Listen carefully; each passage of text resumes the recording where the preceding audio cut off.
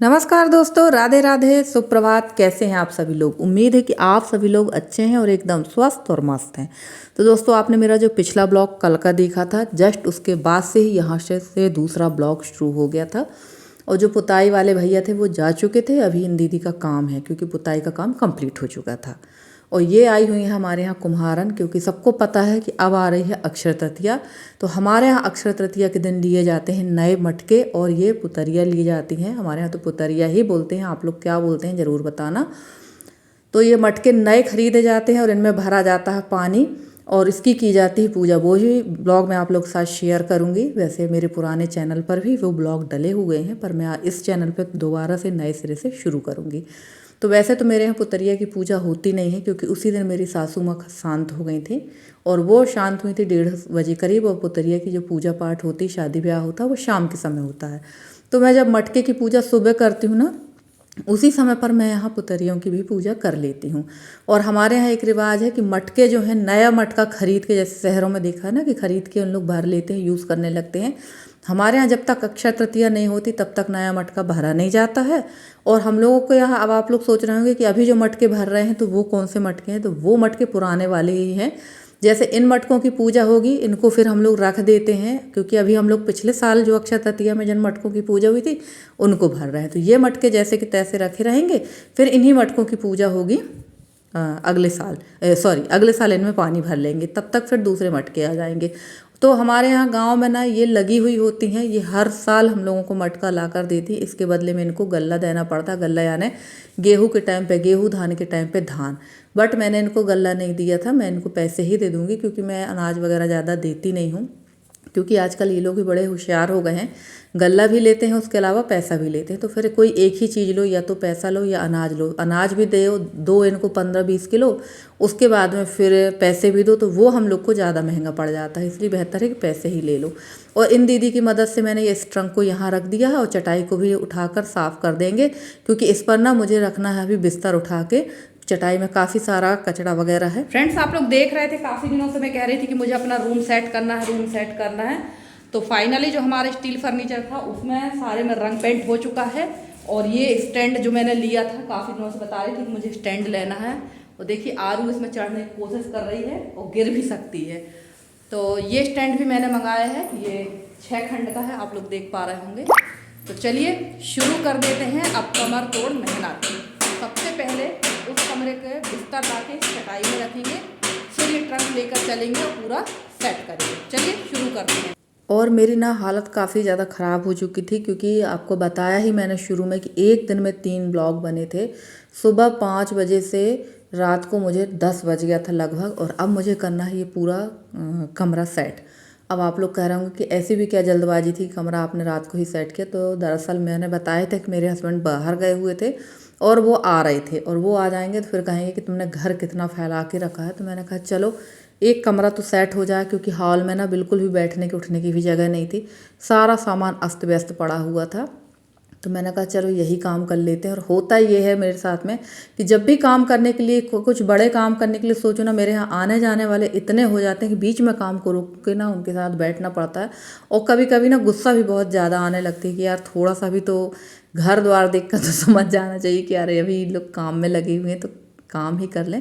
पर ऐसा होता कहाँ है। यहाँ मैं बिस्तर कर रही थी इकट्ठे, और इसी बीच बिस्तर इकट्ठे करने के पहले ही मुझे आरू को छोड़ कर आना पड़ा चाचा के यहाँ, क्योंकि वो ना खेलती तो है, ऐसा नहीं कि खेलती नहीं है, आधा 1 घंटा खेलती है जब तक उसका मन रहता है, फिर उसके बाद उसको घर जाना रहता है। तो मैं उसको छोड़ के आई। जब तक आ गए थे यहाँ पर एक हमारे ही गाँव के हैं, वो आ गए थे, तो वो बैठे हुए थे। और ये हमेशा जब भी ये ड्यूटी से आते हैं तो आते ज़रूर हैं। तो आप लोग कह रहे होंगे ये हैं कौन, तो ये एक मैं कह दूँ तो ये यहीं गांव के ही हैं। इनका नाम है धीरू, और काफ़ी बार आपने मेरे ब्लॉग में इनको देखा होगा। और ये फ़िलहाल तो मिलिट्री में है, तो ये जब भी आते हैं आते ज़रूर हैं। और वैसे धीरू के आने से ना मेरी काफ़ी मदद भी हो गई थी, उसने मेरी काफ़ी मदद की थी। तो चलिए बहुत अच्छा लगा कि उसने मेरी हेल्प भी कर दी। और यहाँ मैं बैठकर उस धीरू से बात भी करती जा रही थी और अपना काम भी करती जा रही थी। और कैमरे पे मैंने उसको लिया नहीं, क्योंकि अच्छा नहीं लगता है। वैसे तो उसे कोई दिक्कत नहीं है, पर मैंने लिया ही नहीं ज़्यादा। तो चलिए यहाँ इस कमरे की सफाई कर रहे थे। और ना मुझे लगता है जब से हम लोग यहाँ आए हैं तो इतनी डीप क्लीनिंग इस रूम की पहली बार हुई है, क्योंकि आए थे तो वैसे भी सामान यहाँ पर बिस्तर वगैरह सब ऐसे ही अस्त व्यस्त रखा हुआ था। और मैं काफ़ी बार आप लोगों से कह रही थी कि मुझे धीरे धीरे इस कमरे को सेट करना है, सेट करना। तो फाइनली वो दिन आ ही गए कि हम लोग इस कमरे को सेट कर रहे हैं। और मेरी बहुत सारी बहनें पूछ रही थी कि आपके घर में कौन सा नया मेंबर आया है। तो आप ये जो काला टब देख रहे हैं ना, इसमें है कछुआ। कछुआ आया हुआ था हमारे यहाँ और अब जा भी चुका है। अब आप लोग कहेंगे कि दिखाया भी नहीं और चला भी गया। तो हुआ ये था कि ये आया था और एकादशी के दिन कहना चाहिए लापरवाही पूर्वक ही काम हुआ है। हस्बैंड ने इसको बाहर निकाला और पता नहीं फिर वो कहाँ गायब हो गया घर से, अभी तक मिला ही नहीं। हमने घर का कोना कोना ही छान लिया है, क्योंकि ना कछुए की एक खासियत होती है, वो कॉर्नर में हमेशा चिपक जाता है। और हम लोगों ने ना सुबह 2 से 3 दिन तक इसको ढूंढा है, पर ये मिला ही नहीं। बुधवार के दिन से ही ये गायब हो चुका है। बुधवार के दिन ही आया था ना, मुश्किल से 15 दिन ये हमारे यहाँ रहा है, 15 दिन में ही ये गायब हो गया। और मुझे ना बहुत दुख भी है इस चीज़ का कि बताइए, ना तो मैं इसका वीडियो बना पाई, ना आप लोग को दिखा पाई, और ये चला भी गया। और मुझे बहुत शौक थी, जब मैं पुराने वाले घर में थी तब से मैंने सोच रखा था कि यार मैं कछुआ ज़रूर रखूँगी, घर में कछुआ ज़रूर रखूँगी। और आपने मेरा जो पिछला ब्लॉग देखा था उसमें मैं एक टब वगैरह लेकर आई थी, तो मैं वो टब भी ना इसी के लिए लेकर आई थी कि वो टब अच्छा चौड़ा सा था, सुंदर सा था। तो मैंने सोचा था कि इसमें मैं उस कछुआ को शिफ्ट कर दूँगी। और ये टब काफ़ी बड़ी जगह ले रहा था, तो मैंने सोचा था इसको रख देंगे, पर हुआ उल्टा ही, कछुआ ही चला गया। तो अब क्या टब दिखाना, क्या सारी चीज़ें दिखाना। और देखिए यहाँ मैंने झाड़ू पोछा कर दिया था। पोछा लगाने के बाद थोड़ा देर वेट किया, जब पोछा सूख गया तो धीरू की मदद से मैंने ये ट्रंक यहाँ पर रख दिया। और इसके बाद ना धीरू चाय वगैरह पीकर धीरू जा चुका था। और फिर मैंने किए बिस्तर सेट। और लाइट ना काफ़ी ज़्यादा गोल हो रही थी, काफ़ी गोल हो रही थी, जिसकी वजह से ना काफ़ी दिक्कत भी हो रही थी काम करने में। और धीरे धीरे धीरे यहाँ बज गया था, रात का 9 बजने लगा था। और ना थकान भी बहुत ज़्यादा हो रखी थी, बहुत ज़्यादा थकान हो रखी थी। आप लोगों ने देखा है कि लगातार 3 ब्लॉग मैंने शूट किए हैं, और तीनों ब्लॉग एक ही दिन के थे। अब आप लोग खुद समझ जाइए कि कैसे मैंने पूरा इतना काम अकेले ही मैनेज किया है। और यहाँ पर मैं ये जो ब्लाउज़ पीस के जो बच जाते हैं, ब्लाउज़ पीस थे वो अलग रख दूँगी, जो अस्तर हैं उनको अलग और फाल को अलग। तो मैंने ये काफ़ी दिनों से ये प्लानिंग करके रखी थी कि यहाँ पर मुझे बहुत अच्छी तरीके से सेट करना, और सच में वैसा ही कमरा सेट हुआ जैसा मैं चाह रही थी। क्योंकि ना आपने देखा था मेरे पुराने वाले घर में भी एक रैक था, जो कि अभी वर्तमान में रखा हुआ है बैठक रूम पे, जहाँ पर हमारी टीवी रखी, वहाँ पर रखा हुआ। और यसी ने उसमें सारे कहना चाहिए अपने खिलौने हैं और जो यहाँ पर सजाने वाला सामान रहता है वो सब उस पर रख दिया है। तो उस रैक पर ही मेरा सिलाई का सामान था, बट मुझे उतना ही सामान रखना है जितने की ज़रूरत हो। जितनी भी रिजेक्ट चीज़ें हैं ना वो सब अलग कर देना है, क्योंकि फालतू का कचरा बिल्कुल भी नहीं रखना है। तो मैं यहाँ पर वही काम कर रही थी। फाल एक पैकेट में रख देंगे, जितने अस्तर बचे अस्तर हो रहते हैं उनको अलग रख देंगे, और ब्लाउज़ पीस वगैरह जो हैं वो सब अलग अलग रख देंगे व्यवस्थित तरीके से। और अब ना बहुत अच्छा हुआ है, सिलाई करने के लिए बहुत व्यवस्थित रूम हो चुका है। तो सिलाई कटिंग सारी चीज़ें आप यहीं पर बैठकर किया करेंगे। बट एक उसमें प्रॉब्लम हो चुकी है फिर से, कि उस रूम में सिलाई करना थोड़ा सा अभी मुश्किल होगा, क्योंकि अभी है गर्मी में वहाँ फ़ैन भी नहीं है। और गलती मुझसे ये हो गई कि जब मैं अभी जबलपुर गई हुई थी फ़ैन लेने के लिए, तो जब मैंने प्लम्बर का सामान रिटर्न किया था तो लगभग 5-5.5 हज़ार का सामान रिटर्न हुआ था। मैं चाहती तो सीधे 3 पंखे ले आती, पर पता नहीं कैसे मेरी भी मति कभी कभी मार जाती कि मैंने 2 ही पंखे लिए, बाकी कुछ CFL बल्ब ले ली, बाकी पैसे बचाकर मैं घर ले आई थी।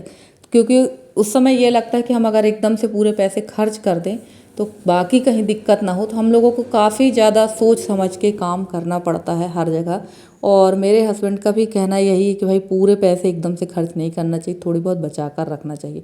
तो चलिए यहाँ ये सब समेटा धरी करते मुझे लगभग 8:30 बज गया था। और हस्बैंड का भी फ़ोन आ गया था कि खाना बना लेना, खाना खाएंगे, क्योंकि वो 2-3 दिनों से बाहर थे। और जब कोई बाहर रहता ना तो घर का खाना ज़्यादा मिस करता है। तो खाने में कुछ ज़्यादा विशेष नहीं बनना, सिर्फ गर्मा गर्म दाल चावल ही बनना, वो तो बन जाएगा। और अभी मेरी गाय भी नहीं लगी थी, तो मुझे गाय भी लगाना है। तो काफ़ी सारे काम अकेले के लिए हो जाते हैं।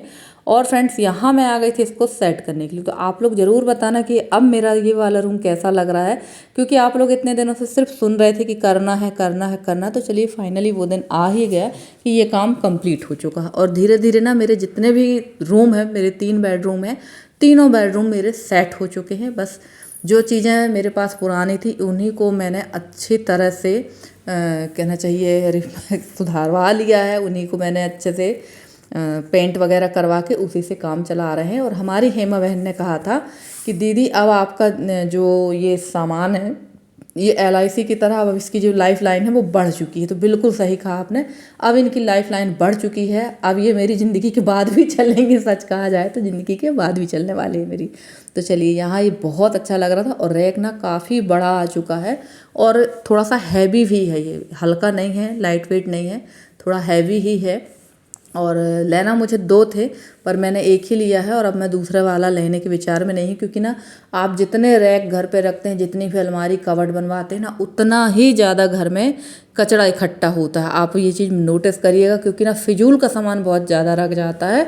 और जब हम लोग यहाँ आए थे ना, तब यहाँ पर इतना सामान नहीं था, पर अब धीरे धीरे धीरे धीरे यहाँ भी ना सामान की मात्रा बढ़ती ही जा रही है। और अभी फ़िलहाल तो सबसे बड़ी जो टेंशन है वो है गेहूँ वगैरह भर के रखने की, क्योंकि अभी जो गेहूँ है हम लोगों ने भर के रखा नहीं, सिर्फ पुराना गेहूँ भी भर के रखा है और नया वाला गेहूँ बोरियों में बांध बांध के रख दिया है, क्योंकि वो गेहूँ भरा जाएगा जून के महीने में। अभी नहीं भरेंगे, क्योंकि अभी से अगर आप गेहूँ वगैरह भर देते हैं तो ख़राब होने के ज़्यादा चांसेस हैं। तो अब मुझे टेंशन यही हो रही कि बाकी के ड्रम वगैरह कहाँ रखेंगे, कैसे सेट होगा। तो देखते हैं, कुछ ना कुछ उनकी भी व्यवस्था करेंगे। नहीं, पुराना घर जिंदाबाद है ही, वहीं ले जाकर सारा जो अनाज है वो रख देंगे। तो चलिए, यहाँ मुझे सेट करने में काफ़ी टाइम लग रहा था और ये सारी चीज़ें बहुत अच्छी तरह से मैंने रख दी हैं। जो मेरे पास साड़ियों के कवर थे ना, उनमें मैंने ये चीज़ें भर के रख दी ताकि मुझे ज़्यादा ढूंढा खोजी करना ना पड़े, इस थैले में उस थैले पे सामान ना रखना पड़े, क्योंकि ना थैले थैले भी हो जाते तो बहुत कचरा होता है। और यहाँ पर मैंने बहुत बढ़िया तरीके से जो कहना चाहिए मशीन है वो भी सेट कर दी हैं। और एक चीज़ मैं यहाँ पर देख रही थी, यहाँ पर मेरे पास थी 3 कैंची, जिसमें से 2 ही कैंची मुझे मिल रही हैं। और मुझे अच्छे से याद है कि मेरे पास एक न्यू मतलब एकदम फ्रेश कैंची रखी हुई थी जो मैं ख़रीद कर लाई थी, वो कैंची मुझे नहीं मिल रही है। और वो कैंची मैंने थैला में रखी हुई थी, वही मैं यहाँ पर देख रही थी है या नहीं है, पर वो मिली नहीं।